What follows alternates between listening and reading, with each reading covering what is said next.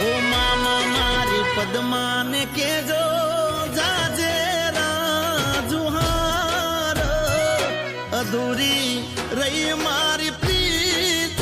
મિત્રો કહેવાય છે ને કે જેને દિલથી ગાયેલું હોય એનું કોપી તો ના જ થાય. એવી જ રીતે આપણે બેવફા સોંગ એટલે કે સેન્ટ સોંગના બાદશાહ એવા જિગ્નેશ કવિરાજે પંકજ મિસ્ત્રીનું ગીત જે અત્યારે હરેક પ્લેટફોર્મમાં ધૂમ મચાવી રહ્યું છે પદ્મા, મામા મારી પદ્માને કહેજો જાજે રાજુહાર.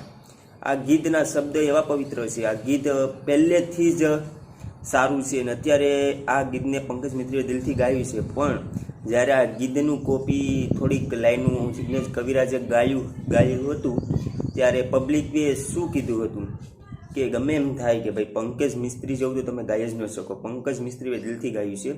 આખરે ગુજરાતના નંબર 1 સિંગર તો આપણે જોઈએ તો જિગ્નેશ કવિરાજ જ છે, જિગ્નેશ બારોટ છે. પરંતુ એને અમુક ગીતો ન શોભે કારણ કે આ ગીત એક પ્રેમ કહાની દર્શાવે છે. પણ કહેવાય છે કે એક પછી એક સિંગરો એકબીજાથી પણ સળિયાતા જોવા મળી રહ્યા છે. તો ચાલો પબ્લિકે શું કમેન્ટમાં કીધું હતું તે આ સાઈડમાં જોઈ લો.